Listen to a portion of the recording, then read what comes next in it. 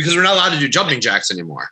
So you can only do half jacks. So you just go halfway up and down because it's too dangerous. That can't do flutter kicks, can't do 8-count bodybuilders because unless you're like a special warfare. I remember when we still had to do 8-count bodybuilders. That tells you how long ago I was there. Well, and their reasoning for it kind of I kind of actually makes sense, right? You know, it's called contracts, and what they're saying is that if you're, let's just say, an IT, you sit behind a desk all day, right?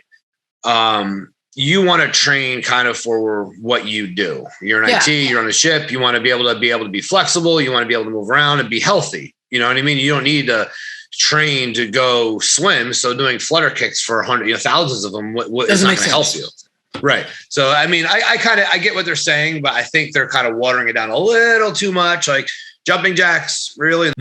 Here's my 2 cents on military PT tests.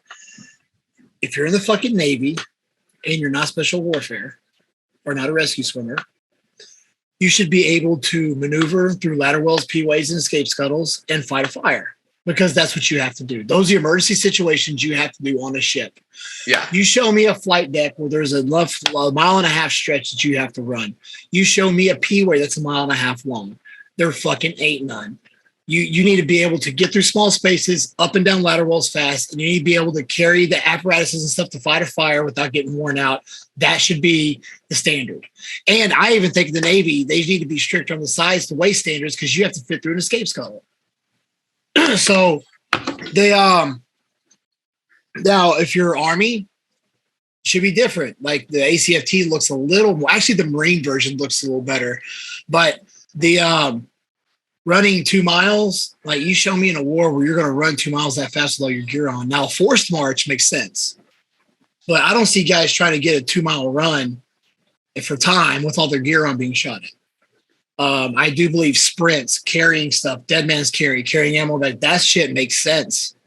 And that shit should be timed. It should be, I think it should be on the ship. You should be able, this is just hypothetical, what I believe. It should be fight a fire for 45 seconds, drop down, pick up a dummy, get him out of here, perform CPR, 5 cycles of CPR, get up and down the ladder well in this time.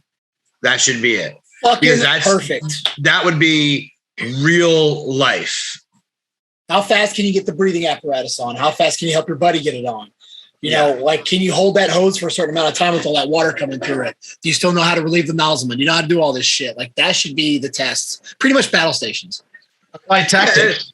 Mini battle stations, just to see if you can do it. And you do it, I would even say like twice a year. The same thing as PRT time, PRT cycle. But it ain't gonna, that'll never happen. Not with this administration.